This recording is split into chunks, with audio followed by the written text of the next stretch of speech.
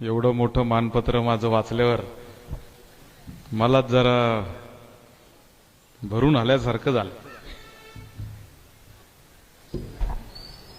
खरं तर मला ज्यावेळेस पहिल्यांदा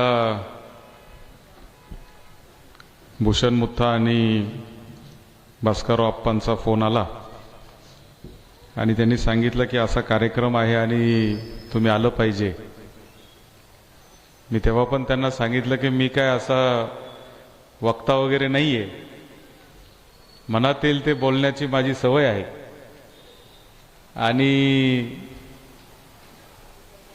एवढ्या मोठ्या मोठ्या लोकांना तुम्ही आजपर्यंत 23 वर्षामध्ये या व्याख्यानमालेला बोलवलंय, परंतु त्यांनी आग्रह केला आणि जेव्हा मी सगळे पूर्वीचे व्याख्यानाचे ते नावं वाचले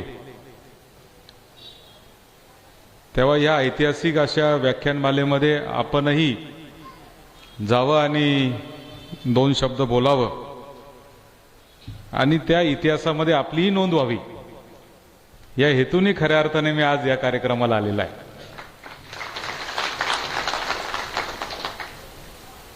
कारण अशा संधी काय परत परत भेटत नसतात आणि आता आमचे बंधू आणि तालुक्याचे नेते आमदार बाळा बेगडे साहेबांचं भाषण आपण ऐकलं।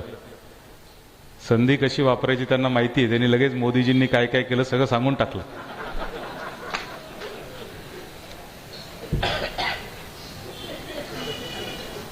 ₹40 कोटी लोकांच्या बँकेचे खाते उघडले, तर लोक त्या खात्यात काहीतरी याची वाट पाहत आहे बाळासाहेब।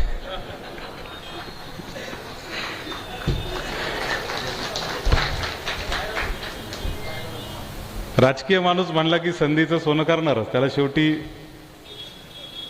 त्याला माईक पाहिजे, व्यासपीठ पाहिजे आणि समोर माणसं पाहिजे, मग त्याला काय कुठूनही कुठलाही कार्यक्रम असला तरी जे बोलायचे ते बोलणारच। मला भास्करराव आप्पांनी विचारलं की विषय काय, तुम्ही काय बोलणार, आणि माझ्या मनात बऱ्याच दिवसांपासून एका विषयावर मी काम करण्याचा प्रयत्न करतो आणि तो विषय मला असं वाटतं की आज आपल्या सगळ्यांच्या दृष्टीने अत्यंत गंभीर विषय आहे। कारण मी ज्यावेळेस आमदार म्हणून निवडून आलो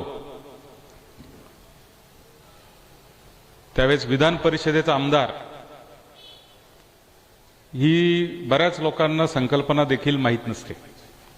म्हणजे आपल्या ज्याला राजकारण माहिती आहे त्याला माहीत असते, परंतु आमदार ही व्याख्या आपल्याला माहिती आहे, पण विधानसभा काय, विधान परिषद काय, त्याच्यात फरक काय। आणि मग मुंबईतल्या माझ्या एका उद्योगपती मित्रांनी मला विचारलं की बाबा नेमकं काम काय तुझं, विधान परिषदेचा आमदार म्हणून तुझं काम काय।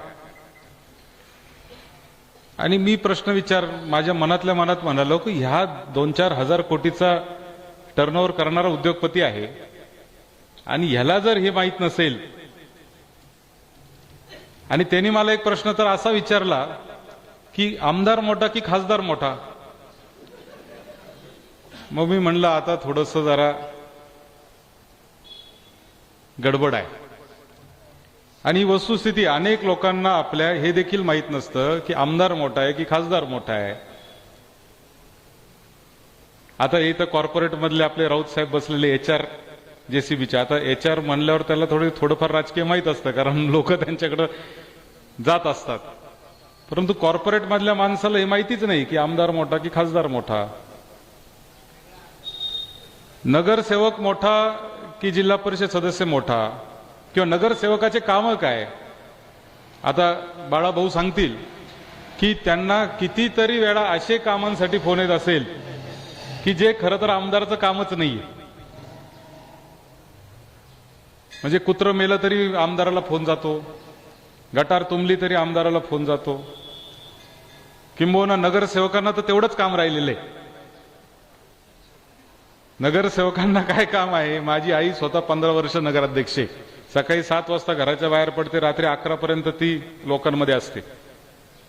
कोणाच्या दारात कुत्रं मेलं, कोणाच्या लाईट बंद पडली, कोणाच्या घरी गटार तुंबली, कोणाचं काय झालं, एवढंच काम चालू असतं. आणि म्हणून आपल्या लोकांना नेमकं कोणाला काय काम सांगावं हे सुद्धा माहीत नसतं. आणि मग जो सापडतो त्याला आपण काम सांगण्याचा प्रयत्न करतो. आणि म्हणून तिथून पुढं काय झालं की लोकांना जे पाहिजे ते करायची सुरुवात नेत्यांनी देखील चालू केली. आणि मग काम केलं नाही तरी चालेल, परंतु लग्न 10वे 13वे मौतीला गेलंच पाहिजे.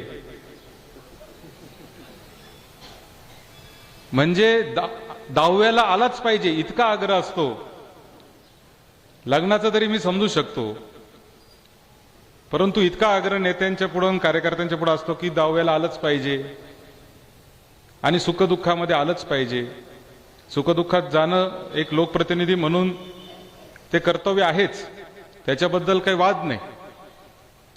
परंतु आज अनेक असे आम्ही लोक पाहतो की ते लोकप्रतिनिधींकडे दुसरं काही कामच राहिलेलं नाही, फक्त तेवढंच काम आहे. त्यांच्या तालुक्यामध्ये टँकरनी पाणी पुरवठा आजही चालू आहे. आजही लोकांना प्यायला पाणी नाही, अनेक लोकांना घरं नाही, अनेक लोकांना नोकऱ्या नाही, उद्योगधंदे तर अजिबात नाही. परंतु नेता मात्र फार पॉप्युलर आहे. का बरं पॉप्युलर आहे, तर तो प्रत्येकाच्या सुखदुःखामध्ये आहे. आणि म्हणून खऱ्या अर्थाने ज्यावेळेस ह्या सगळ्या गोष्टींचा माझ्यासारखा कार्यकर्ता एक विचार करतो, तेव्हा मला असं वाटतं की कुठंतरी आपण भरकटत तर चाललेलो नाही ना, हा विचार माझ्यासारख्याच्या मनामध्ये येतो. आणि म्हणून राजकीय साक्षरता ही किती महत्वाची आहे हे खऱ्या अर्थाने माझ्यासारख्या कार्यकर्त्याला विचार करायला भाग पाडतं. एक सर्वे मध्यंतरी आला आणि त्या सर्वेमध्ये असं कळालं की 50% जे भारतीय लोक आहेत ते मतदान केंद्रामध्ये गेल्यावर बटन दाबताना निर्णय घेता की कोणाचं बटन दाबायचं आहे. 25% लोक जे आहेत ते विचार करून कोण उमेदवार आहे, कोणता पक्ष आहे, विचारसरणी काय ते बघून मतदान करतात. आणि 20-25% तर काहीतरी प्रलोभने, पैसे घे, काय कर काय नाही, त्या पद्धतीने मतदान करतात. आणि मग अशी जर या देशाची परिस्थिती असेल तर हा देश नेमका कोणत्या दिशेने चाललेला आहे हा खऱ्या अर्थाने माझ्या पुढे एक प्रश्न निर्माण होतो. आणि तशीच परिस्थिती काहीतरी पैशाच्या बाबतीत देखील आपली सगळ्यांची आहे. ज्या 40 कोटी अकाउंटची चर्चा आपण आता आमदार साहेब केली, 40 कोटी लोकांचे बँकेमध्ये खाते नव्हते. बँकेमध्ये खाते उघडण्याचं काम भारत सरकारला करावं लागलं. त्याच्यासाठी त्यांना एजन्सी नेमाव्या लागल्या. त्याच्यासाठी त्यांना घर टू घर जाऊन लोकांचे खाते उघडावे लागले. प्रसंगी त्यासाठी त्यांना सांगावं लागलं की हे खातं उघडल्याशिवाय तुझ्या खात्यात पैसे येणार नाही. मग कुठंतरी लोकांनी जाऊन खाते उघडले. म्हणजे जे 15 लाखाचा जो जुमला होता तो जर नसता तर या 40 कोटी सुद्धा उघडले असते की नाही, माझ्या पुढे प्रश्न आहे. अनेक लोकांना वाटत होतं की खरंच काहीतरी पैसे येणार आहेत आणि म्हणून खाते उघडले. पण हीच वस्तुस्थिती असताना एका बाजूला, दुसऱ्या बाजूला देशाच्या बँकांमध्ये 25,600 कोटी रुपये 25,600 कोटी रुपये असे आहेत की ज्याला कोणीच मालक नाहीये. मार्च 2023 आकडा आहे. 25,600 कोटी रुपये बँकेच्या खात्यांमध्ये असे आहेत की ज्याला कोणी मालक नाहीये. अनेक खाते आहेत. माझे जवळजवळ 13-14 खाते होते बँकेचे. आता आपण बँकेचे खाते उघडतो, काही ना काही काम निघालं की उघडतो, त्याच्यात 500,000 कुठेतरी आपण ते उघडतो. नंतर एकच खातं आपण वापरायला लागतो आणि बाकीच्या खात्यांकडे आपलं लक्षच नसतं. आणि मग असे पैसे किती गोळा झाले असतील या देशामध्ये, तर 1 लाख कोटीपेक्षा जास्त पैसे गोळा झाले. 1 लाख कोटीपेक्षा जास्त पैसे असे गोळा झाले की जे खाते वापरलेले नाही आणि ते पैसे मग सरकारने सगळे जप्त केले. मध्ये आपण सगळ्यांनी वाचलं असेल. आणि ते पैसे बँकांनी स्वतःच्या कामासाठी वापरले. याचं कारण आहे की आपल्या लोकांना पैसे कसे वापरायचे ह्याचं प्रशिक्षण कुठेही दिलेलं नाही. आणि म्हणून खऱ्या अर्थाने एका बाजूला राजकीय साक्षरता आणि दुसऱ्या बाजूला आर्थिक साक्षरता हे दोन्ही विषय जे आहे ते आपल्या देशाच्या दृष्टीने अत्यंत महत्त्वाचे विषय, आणि म्हणून मी आपणांना म्हणालो की या विषयावर मी माझं मत थोडंसं मांडेल. कारण आज जर आपण या विषयावर चर्चा चालू केली नाही, आज आपण या विषयावर जागृत झालो नाही, तर कदाचित येणारा काळ जो असेल, $5 ट्रिलियन इकॉनॉमी आपली तयार होईल. आज आपण पाहतो की जगातल्या सगळ्या देशांना मागं टाकत आता भारताची अर्थव्यवस्था 3-4 नंबरला येऊन पोहोचलेली आहे. कदाचित ती पुढच्या काही दिवसांमध्ये 1 नंबरलाही पोहोचेल. परंतु पोहोचून सुद्धा तीच परिस्थिती राहील की 1% लोकांच्या हातामध्ये 70% पैसे राहतील आणि 99% लोकांच्या हातामध्ये 30% पैसे राहतील. कारण आपल्याला आपल्या शाळेच्या कुठल्याही अभ्यासक्रमामध्ये पैसे कसे कमवायचे, पैसे कसे वाढवायचे, पैसे कसे टिकवायचे याचं कुठेही प्रशिक्षण दिलेलं नाही. आणि म्हणून खऱ्या अर्थाने हा विषय जो आहे, हा विषय घेऊन मला असं वाटतं की कुठंतरी जास्त प्रबोधन खऱ्या अर्थाने होणं गरजेचं आहे. मावळ विचार मंचासारखे जे व्यासपीठ आहे की ज्याच्यावरून वैचारिक चर्चा होते, त्या वैचारिक चर्चा होत असताना मला असं वाटतं की असे विषय अत्यंत महत्त्वाचे आहेत. आपण कोविडच्या काळात नाही, नोटबंदीच्या काळामध्ये आपण पाहिलं, इथं 50% महिला बसलेल्या आहे म्हणून सांगतो की ज्यावेळेस नोटबंदी आली तेव्हा अनेक महिलांकडे आमच्या पैसे सापडले, अनेक जणींकडे. माझ्या मुलीचं लग्न करायचंय, थोडे पैसे बाजूला काढले. पोरांचं शिक्षण करायचंय, थोडे पैसे बाजूला काढले. आणि इतके पैसे की ते नंतर नवऱ्यांना सांगायचं कसं की इतके पैसे माझ्याकडे, हा सुद्धा प्रश्न अनेक जणींच्या पुढे उभा राहिला. म्हणजे ही जी आर्थिक साक्षरता आहे, ज्याला आपण आर्थिक साक्षरता म्हणतो, हा शब्द खूप मोठा आहे, त्या शब्दामध्ये तुम्ही जात बसू नका. पण ही खऱ्या अर्थाने भारताची संस्कृती आहे. आपल्या संस्कृतीमध्ये आडीनडीसाठी आपण बाजूला काहीतरी काढून ठेवण्याची आपली पहिल्यापासूनची पद्धत आहे. ही जगातल्या कुठल्याच दुसऱ्या देशामध्ये नाहीये. अमेरिकेसारख्या देशामध्ये जर तुम्ही गेले तर कर्ज काढतील, क्रेडिट कार्ड वापरतील, परंतु चैनीच्या गोष्टी करतील. आणि म्हणून आपण पाहिलं की 2008 साली जगातली सगळ्यात मोठी जागतिक मंदी जी अमेरिकेमध्ये आली, त्याचं कारण एकमेव होतं की क्रेडिट कार्डचे पैसे लोक भरू शकले नाही, म्हणून खऱ्या अर्थाने मंदी आली होती. परंतु भारतामध्ये ती परिस्थिती आजही नाही आणि भविष्यातही येऊ शकत नाही. त्याला कारण आहे की जी इकॉनॉमी, जी अर्थव्यवस्था ही सगळ्या कंपन्यांच्या माध्यमातून आणि या बाजारपेठेच्या माध्यमातून चालते, त्याचीच पॅरलल अर्थव्यवस्था ही आपल्याकडं घरात बचत केलेल्या पैशाच्या माध्यमातूनही चालते. आणि म्हणून ही परिस्थिती आपल्याकडे कधी येऊ शकत नाही, ही वस्तुस्थिती आहे. पण अडचण काय झाली की जमाना बदलत चाललेला आहे. आता जमाना बदलत चाललाय. पूर्वीच्या आमची आजी होती, ती पैसे जपवायची. आमच्या आजीने तर इतकं सोनं जपवलं होतं की ती काही झालं तरी थोडं सोनं करत बसायची. आमच्या आईपर्यंत तो काळ होता. परंतु माझी मुलगी किंवा माझी बायको की काही सोनं घेत नाही किंवा ती बचत करत नाही, कारण ती पद्धतच आता राहिली नाही. जेवढे येणार आहे त्याच्यापेक्षा जास्त खर्च करण्याची आपली आता परिस्थिती तयार झालेली आहे. इनकमिंग पेक्षा आउटगोईंग कडे जास्त लक्ष आहे. उद्या आपल्याकडे 1,000 रुपये येणार आहे, या भरोशावर आजच 2,000 रुपयाचं प्लॅनिंग आपलं झालेलं असतं की 1,000 आल्यावर आपल्याला काय करायचंय. आणि ही जी परिस्थिती आज निर्माण झालेली आहे, मला असं वाटतं की त्याची अत्यंत गरज आहे. आणि म्हणून एका बाजूला भारतासारख्या लोकशाही प्रधान देशाला चांगले लोक निवडून देणं आणि ते निवडून देऊन ते चांगल्या पद्धतीचं सरकार चालवतील हा विचार करणं, हे जितकं गरजेचं आहे तितकंच गरजेचं आहे की आपला संसाराचा गाडा चालवत असताना आर्थिक नियोजन देखील आपल्याला करता आलं पाहिजे आणि त्याची शिकवण आपल्या मुलाबाळांना असणं अत्यंत गरजेचं आहे. आता सध्या तुम्हाला माहिती आहे की राजकारणाची परिस्थिती काय आहे, मला काही बोलायची आवश्यकता नाही. एक काळ असा होता की आपण म्हणायचो की हा कोणत्या विचाराचा आहे, हा डाव्या विचाराचा आहे का हा उजव्या विचाराचा आहे की हा कोणत्या विचाराचा आहे. मग नंतरचा काळ आला की हा कोणत्या पक्षाचा आहे. आता पक्षाचाही नाही, आता कोणत्या गटाचा विचारावं लागतं. सुभाष भाऊ मला मगाशी भेटले जाधव, त्यांना म्हणलं भाऊ सध्या कोणत्या पक्षात आहे? भाऊ म्हणले राष्ट्रवादीत आहे. म्हणलं मग कोणत्या गटात आहे? ते म्हणले अजून सांगता येणार नाही. ही परिस्थिती आहे आणि याला कारणीभूत कोणीच नाहीये. याला कारणीभूत इथं समोर बसलेले तुम्ही सगळेजण आहात. इथं बसलेला जो मतदार आहे, इथं बसलेला जो नागरिक आहे, तो या सगळ्या परिस्थितीला कारणीभूत आहे. आणि असंच जर हे चालू राहिलं तर तुम्हाला सांगतो या देशामधली लोकशाही फक्त नावाला राहिल्याशिवाय राहणार नाही.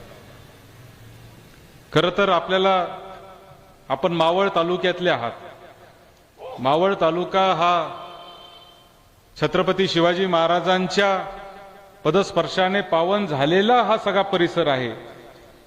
आणि या परिसरामध्ये आपण पाहिलं की छत्रपती शिवाजी महाराजांसारखा एक राजा होता की जो रयतेचा राजा होता, बहुजन समाजाचा राजा होता. त्यांनी सगळ्या लोकांचा विचार केला, शेतकऱ्याचा राजा होता. परंतु ते सगळे राजे काय तसे नव्हते. छत्रपती शिवाजी महाराज हा एकमेव राजा असा आहे की त्या राजाचा एकही महाल नाहीये, कुठंच महाल नाहीये. असतील तर गड किल्ले आहेत, ज्या किल्ल्यांमध्ये आज आपण गेलो तर कोणी राहणार सुद्धा नाही, असे ते गड किल्ले आहेत.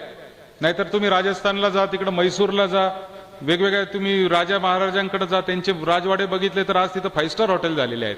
पण छत्रपती शिवाजी महाराजांचा कुठलाही राजवाडा असा महाल नव्हता, कारण तो रयतेचा राजा होता, तो सामान्य माणसाचा राजा होता. आणि म्हणून ती राजेशाही होती. ती राजेशाही जी होती तिला कंटाळून खऱ्या अर्थाने लोकशाही आपल्या संपूर्ण जगामध्ये आली. आणि जी लोकशाही आली ती लोकांसाठी लोकांनी चालवलेलं राज्य म्हणून खऱ्या अर्थाने लोकशाही आली. परंतु आज दुर्दैवाने अशी परिस्थिती निर्माण झालेली आहे की मतदानापुरता फक्त लोकांचा विचार केला जातो. मतदान झाल्यानंतर आपण कुठल्याही पद्धतीने त्या मतदाराकडे परत जात नाही किंवा त्याचं उत्तरदायित्व आपण देत नाही, लोकप्रतिनिधी देत नाही. ही वस्तुस्थिती आहे. आणि म्हणून लोकांमध्ये आणि लोकप्रतिनिधीमध्ये एक अशा पद्धतीचं नातं तयार झालेलं आहे की प्रत्येक वेळेस ते स्वार्थाचं तिथं नातं तयार झालेलं आहे. लोकप्रतिनिधीला आमच्या सारख्यांना असं वाटतं की मतदान घेण्यासाठी लोकांकडे जायचंय आणि लोकांना वाटतं की 5 वर्षातूनच एकदा हा येणार आहे तर ह्याच्याकडून काय काढून घेता येईल ते बघत असतात. आणि म्हणून खऱ्या अर्थाने जो विचाराने खऱ्या अर्थाने माणूस निवडून द्यायला पाहिजे तो निवडून देण्याची परिस्थिती आपली राहिलेली नाही. मला अनेक माझे कॉलेजमधले मित्र असतात जे बिगर राजकीय मित्र आहेत, ते मला अनेक वेळा सांगत असतात, विचारत असतात. मतदानाच्या दिवशी ते हमखास सुट्टीला जात असतात. तुमच्या लोणावळ्याला गर्दी होत असेल मतदानाच्या दिवशी. मतदानाच्या दिवशी हमखास सुट्टीला जाणारे मी अनेक शहरांमधले लोक पाहिलेले आहेत. मी एका माझ्या मित्राला विचारलं की अरे मतदानाला जायचं नाही का? तर काय करायचं आपल्याला, कोणी निवडून आलं तरी काय फरक पडणार आहे? म्हणलं कोणी निवडून आला तरी कसं काय फरक नाही पडणार? तो नाही, आपलं काय काम पडतं, मी कधी आमदाराकडे जात नाही, खासदाराकडे जात नाही, माझं कुठलंही काम नाही त्यांच्याकडे, कशाला मतदान करायचं? मग मी त्याला विचारलं की तू ज्या घरामध्ये राहतो त्या घराची किंमत कोण ठरवतं? एखादा माणूस बंगला बांधतो, एखादा माणूस फ्लॅट विकत घेतो, एखादा माणूस एखादं घर विकत घेतो, त्या घराची किंमत कशी ठरते? तिथल्या सिमेंटच्या दरावरून ठरते, तिथल्या वाळूच्या दरावरून ठरते, तिथल्या जमिनीच्या दरावरून ठरते. हे सगळे दर कोण ठरवतं? हे सगळे दर सरकार ठरवतं. सरकारचं त्याच्यावर कुठं ना कुठं अप्रत्यक्षरित्या नियंत्रण असतं. तू ज्या रस्त्याने जातो तो रस्ता कोण करतं? सरकार करतं. लोकप्रतिनिधी त्याच्यामध्ये काम करत असतात. तू जे पाणी पितो ते शुद्ध पाणी आहे का खराब पाणी आहे हा निर्णय कोण घेतं? हा निर्णय सुद्धा तिथली नगरपालिका घेते, तिथली महापालिका घेते, तिथले लोकप्रतिनिधी घेत असतात. तू जी हवा घेतो ती हवेची सुद्धा क्वालिटी चांगली असली पाहिजे. फॅक्टऱ्या जर उभ्या राहिल्या, मोठे मोठे उद्योगधंदे उभे राहिले आणि त्यांनी जर प्रदूषण केलं तर त्याच्यावर पॉलिसी आणणं, त्याच्यावर नियंत्रण करणं हे काम कोण करत असतं? सरकार करत असतं. आणि मग सगळं जर तू जे खातो ते सरकारच्या हातात आहे, जी हवा घेतो ते सरकारच्या हातात आहे, ज्या घरात राहतो ते सरकार ठरवणार आहे, तर मग सरकार कोणाचं असलं पाहिजे हे देखील तुला ठरवण्याचा अधिकार आहे. आणि माझा त्या राजकारणाशी संबंध नाही, मी तिथं जाणार नाही, मी मतदान करणार नाही, ही जी भूमिका खऱ्या अर्थाने मोठ्या प्रमाणावर लोक घेतात आणि मतदानाच्या दिवशीवर सुट्टीवर जातात, मला त्यांची कीव वाटते की ज्यांच्यासाठी हे सगळं लोकशाही उभी राहिली ते लोक जर त्याच्या बाबतीमध्ये जर गंभीर नसतील तर मला असं वाटतं की या देशाला कुणी वाचू शकत नाही. आपण जर विचार करून लोकप्रतिनिधी निवडून देणार नसाल तर 5 वर्ष आपल्याला कुठल्याही पद्धतीने तक्रार करण्याचा अधिकार नाही. आणि म्हणून अनेक लोक म्हणतात की मतदान कंपल्सरी करा. आता मतदान कंपल्सरी करा हा सुद्धा लोकशाहीच्या विरुद्धची हुकुमशाहीच आहे, म्हणून ते होत नाही. कारण कुठलीही गोष्ट कंपल्सरी करायची नाही असं लोकशाहीमध्ये सांगितलेलं आहे. लोकांना पाहिजे तसं झालं पाहिजे हे लोकशाहीमध्ये सांगितलेलं आहे. परंतु लोक मतदानालाच जात नाही. 60% मतदान सरासरी होतं आपलं लोकसभेला, 55च होतं, 55 ते 60, 60 ते 65% मतदान होतं विधानसभेला. नगरपालिका जिल्हा परिषदांना साधारणतः 80-85% पर्यंत मतदान जातं. ग्रामपंचायतीला हेच मतदान 99% पर्यंत जातं. अनेक ठिकाणी तर मैताचे सुद्धा मतदान केल्याचे अनेक प्रकार बाहेर आलेले आहेत. म्हणजे जेवढी छोटी निवडणूक तेवढे आपण सिरियस आहे, आणि जेवढी मोठी निवडणूक तेवढे आपण नॉन सिरियस आहे. ही सगळ्यात मोठी शोकांतिका आहे. म्हणून तुमच्या गावचा सरपंच कोण व्हावा याच्यात तुम्हाला जितका रस आहे तितका रस या देशाचा पंतप्रधान कोण व्हावा त्याच्यामध्ये नाहीये. हे सगळ्यात मोठं दुर्दैव आपल्या सगळ्यांचं आहे. आणि म्हणून मला असं वाटतं की ही साक्षरता असणं आपल्या सगळ्यांच्या मध्यंतर गरजेचं आहे. आता याला पर्याय काय? याला पर्याय एकच आहे की शाळेपासून आपण आपल्या मुलांना ही गोष्ट शिकवली पाहिजे. आपल्या शाळेमध्ये 25 मार्काला नागरिक शास्त्राचा विषय आहे, याच्यापेक्षा जास्त काही नाही. आजही मी तुम्हाला याच्यातले जर 4-5 प्रश्न विचारले तर तुम्ही सुद्धा गडबडून जाल अशी परिस्थिती आहे. कारण आपल्याला ही माहितीच नाहीये. अधिकार काय आहेत, आपले अधिकार काय आहेत, आपले हक्क काय, नागरिक म्हणून तुमचे हक्क काय, तुमचे अधिकार काय, हे तुम्हाला या ठिकाणी जोपर्यंत जाणीव नाही तोपर्यंत कुठलीही गोष्ट या ठिकाणी होऊ शकत नाही. आज आपण पाहतो की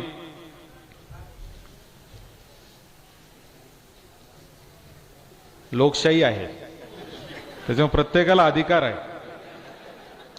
असं त्याला बाहेर ढकलणं योग्य नाही.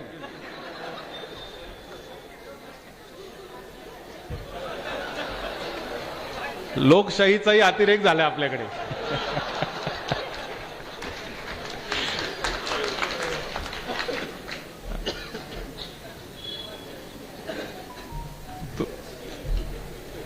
मग जसं आपल्याला राजकीय ज्ञान असणं अत्यंत गरजेचं आहे तसं आपल्याला आर्थिक ज्ञान देखील असणं अत्यंत गरजेचं आहे. आपल्या मुलांमध्ये आपल्याला ती गोष्ट आता टाकावं लागेल. आपल्या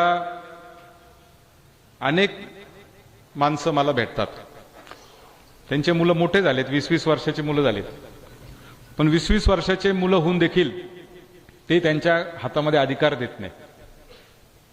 का? तर त्यांचा विश्वास नसतो की आपले मुलं काही करू शकतील की नाही. मुलांमध्ये कर्तबगारी असते पण बापाचाच विश्वास नसतो. ही सगळ्यात मोठी शोकांतिका आहे.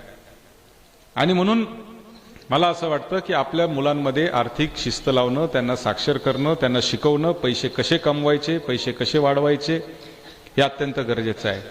आपल्या मुलांमध्ये शिकवणं की कशा पद्धतीने हा देश चालला पाहिजे, हे देशाची लोकशाही कशी चालली पाहिजे, लोकशाही चालत असताना कसे लोक राज्यकर्ते असले पाहिजे हे शिकवणं मला असं वाटतं अत्यंत गरजेचं आहे. मी आता अमेरिकेला गेलो होतो.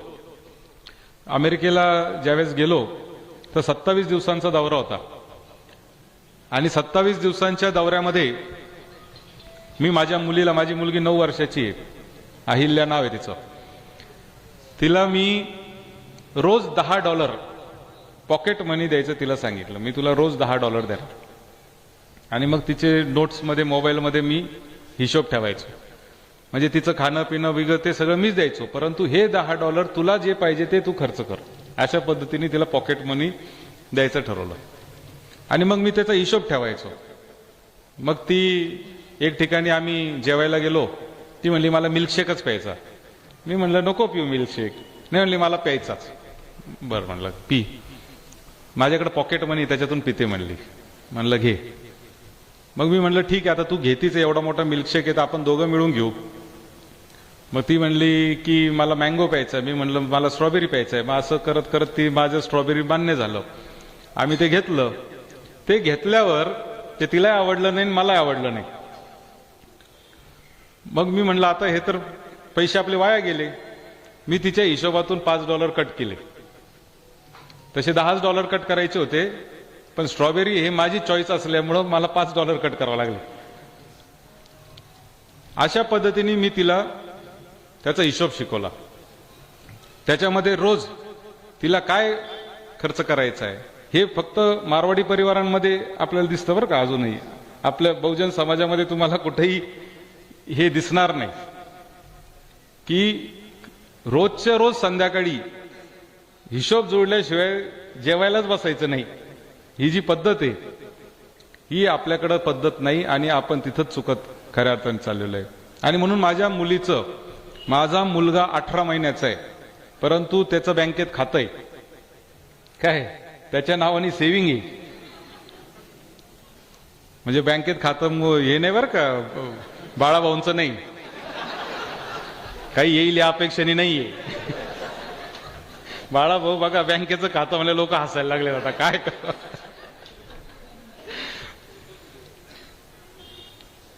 तो ज्या दिवशी झाला त्याच दिवशी त्याचं बँकेत खातं उघडलं, त्याचं पॅन कार्ड काढलं, त्याचं आधार कार्ड काढलं.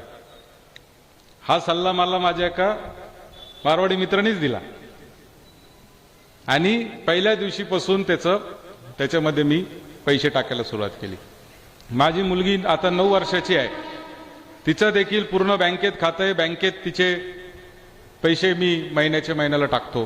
तिच्या कॉलेजच्या शाळेमध्ये गेल्यानंतर, तिला कॉलेजमध्ये गेल्यानंतर तिच्या फीसाठी मला कुठल्याही पद्धतीचं तंतन होता कामा नये यासाठी ती तरतूद त्या ठिकाणी मी करतो. कारण मी तुम्हाला एकच उदाहरण सांगतो. वॉरन बफेट नावाचे जगातला सगळ्यात श्रीमंत माणूस आहे वॉरन बफेट. त्या वॉरन बफेट जो सगळ्यात जगातला श्रीमंत माणूस आहे, 91-92 वय आहे त्यांचं आता, पण त्याची जी एकूण संपत्ती आहे त्याच्या एकूण संपत्तीचे 65% संपत्ती ही त्याच्या वयाच्या 65व्या वर्षानंतर तयार झालेली आहे. म्हणजे 65ला आपण रिटायर होतो, 65व्या वर्षानंतर त्याची एकूण संपत्तीच्या 65% संपत्ती तयार झाली. कारण त्यांनी 9व्या वर्षीपासून बचत करायला सुरुवात केली. त्याचा अकाउंट राऊत साहेब 9व्या वर्षी त्यांनी बँकेत उघडलेले, 9व्या वर्षीपासून तो बँकेत पैसे टाकत होता आणि म्हणून तो इतकी मोठी संपत्ती त्या ठिकाणी तयार करू शकला. आणि म्हणून मला आपल्याला खरं तर हेच सांगायचं आहे की येणारा जो काळ आहे तो भारताचा आहे. आणि हे तुम्हाला मी सांगण्याची आवश्यकता नाही, कारण मावळ तालुका हा भारतातल्या प्रगत तालुक्यांमधला एक तालुका असेल. इतकं मोठं औद्योगिकरण या तालुक्यामध्ये झालेलं आहे. हजारो लोकांना तुम्ही इथं रोजगार दिलेला आहे. आणि फक्त तुमच्याच नाही तर आमच्या देखील तालुक्यातल्या, जिल्ह्यातल्या, राज्यातल्या, परराज्यातल्या लोकांना तुम्ही इथं रोजगार निर्माण करून दिलेला आहे. आणि म्हणून हा तालुका एकदम मोठा तालुका आहे. मावळ जसा तालुका प्रगत झालेला आहे तसा आपला देश देखील येणाऱ्या काळामध्ये प्रगत होणार आहे. आपल्या देशाची अर्थव्यवस्था आता मेट्रोच्या स्पीडने, म्हणजे बुलेटच्या ट्रेनच्या स्पीडने निघालेली आहे. मोठ्या प्रमाणावर आपला देश पुढे जाणार आहे.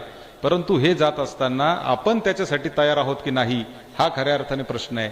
नाहीतर पुन्हा तुम्हाला तेच सांगतो की देश पुढे जाईल परंतु आपण आहे तिथंच राहू.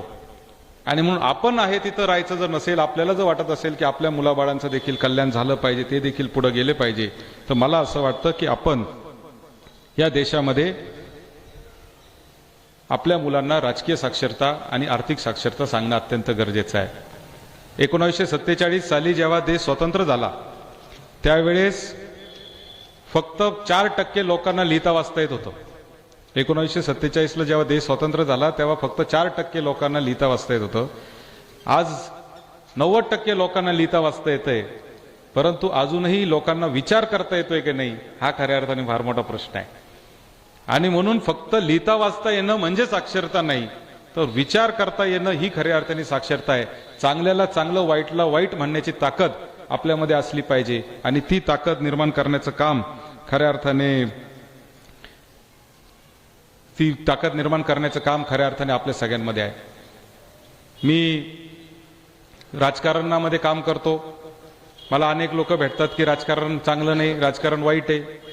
आता राजकारणाचं पण असं झालेलं आहे की मराठी पिक्चरने खऱ्या अर्थाने राजकारण बदनाम केलेलं आहे. ते निळू फुलेंचं कॅरेक्टर आजही जर समोर आलं तर तो पुढारी तसाच दिसतो, तो सरपंच, ते सगळेजण असे होतात की सगळे बदनाम झाल्यासारखं वाटतं. परंतु वस्तुस्थिती ती नाहीये. मी तर असं मानतो बाळाभाऊ की सगळ्यात मोठं समाजकारण जर कोणतं असेल तर ते राजकारण आहे. सगळ्यात मोठं समाजकारण. कारण जे समाजासाठी आपल्याला काम करायचंय ते राजकारणाच्या माध्यमातूनच शक्य आहे.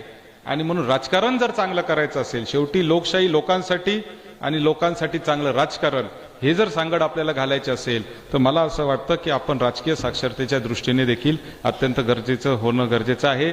आपण त्याच्यामध्ये चांगलं काम करण्याचं गरजेचं आहे. खरं तर राजकीय माणूस म्हणला तर तो किती वेळ बोलू शकतो आणि कोणत्याही विषयावर बोलू शकतो, त्याच्यात काय फार हे नाही. परंतु हा जो विषय मला आज आपण दिला होता, हा विषय मला असं वाटतं की अत्यंत गंभीर असा विषय आहे. आणि याच्यामध्ये फक्त मी भाषण करून जाणं आणि नंतर पुढं काहीच न होणं इथपर्यंत तो मर्यादित विषय नाहीये. मला असं वाटतं की मावळ विचार मंच असेल, आपण त्याच्यामध्ये काहीतरी प्रयत्न करा. मावळ तालुक्यामधल्या ज्या शाळा असतील त्या शाळांमध्ये आपण काहीतरी प्रयत्न करा. आपण आता एका शिक्षण संस्थेचं आपण काम पाहताय, आपल्या शिक्षण संस्थेमध्ये तो प्रयत्न करा. आपल्या शाळेतल्या मुलांमध्ये आमदार काय, खासदार काय, त्याचं काम काय, राजकीय साक्षरता काय, चांगल्या पद्धतीने लोक कशी निवडून द्यायचे, लोकशाही कशी चालली पाहिजे, ह्याचं प्रशिक्षण आपण काही व्यवस्था करू शकतो का, ते आपण पाहणं गरजेचं आहे. आणि मुलांना शाळेल जीवनापासून आर्थिक शिस्त आणि आर्थिक साक्षरता शिकवणं मला असं वाटतं अत्यंत गरजेचं आहे. आणि या दोन्ही गोष्टी जर आपल्या देशातल्या नागरिकांनी जर आता सुधारल्या तरच आपला देश महासत्ता होण्यापासून आपल्याला कोणी रोखू शकत नाही. कारण येणाऱ्या काळातली महासत्ता ही काही क्षेपणास्त्रांवर ठरणार नाही किंवा त्याच्या याचं ॲटॉमिक आणि न्यूक्लिअर पॉवरवर ठरणार नाही, तर ती ठरणार आहे पैशाच्या बरोबर. आणि तो पैसा समान प्रमाणामध्ये प्रत्येक माणसाकडे असला पाहिजे, ही खऱ्या अर्थाने या देशाचं स्वप्न असलं पाहिजे असं मला वाटतं. आणि म्हणूनच मला आज या ठिकाणी आपण सगळ्यांनी बोलवलं, त्याबद्दल मी आपल्या सगळ्यांचे आभार मानतो आणि थांबतो. धन्यवाद. मावळ तालुक्यातील वास्तव पाहण्यासाठी मावळ सत्य लाईव्ह बुलेटिन न्यूज चॅनलला यूट्यूबवर सबस्क्राईब करा आणि बेल आयकॉन प्रेस करा.